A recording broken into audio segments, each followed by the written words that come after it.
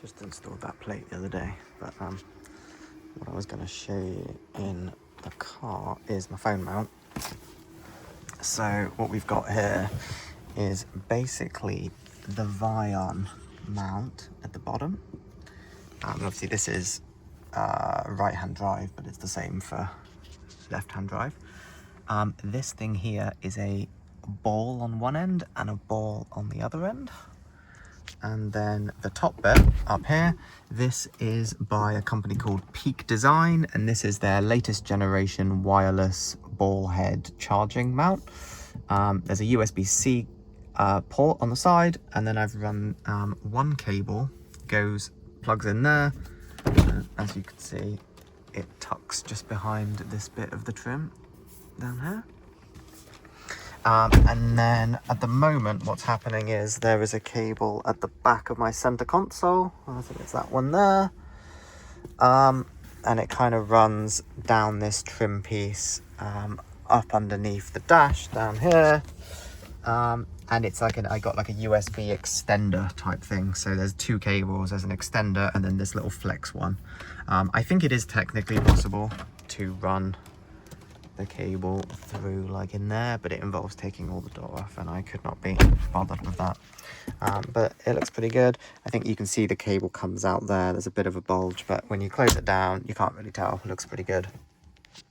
So yeah, I think this is literally the greatest phone mount you can get for these Tesla cars, from everything I've seen anyway.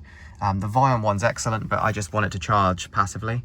I've also as well, this little thing here, this is the Spigen thing.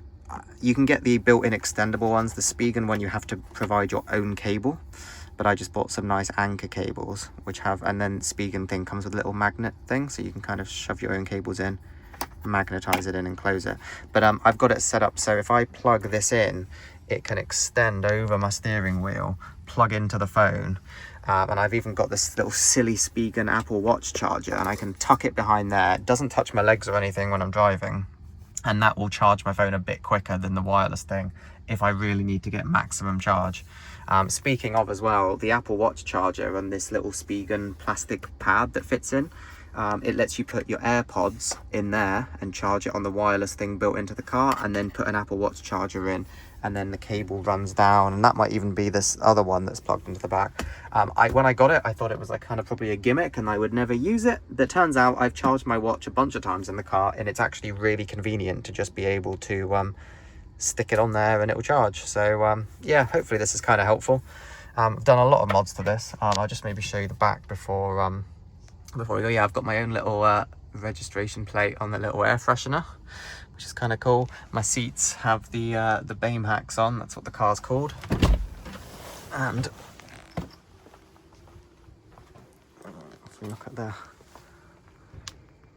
stock wheels, powder coated, and then blacked out the rear with that thing. Anyway, nice work on the YouTube channel.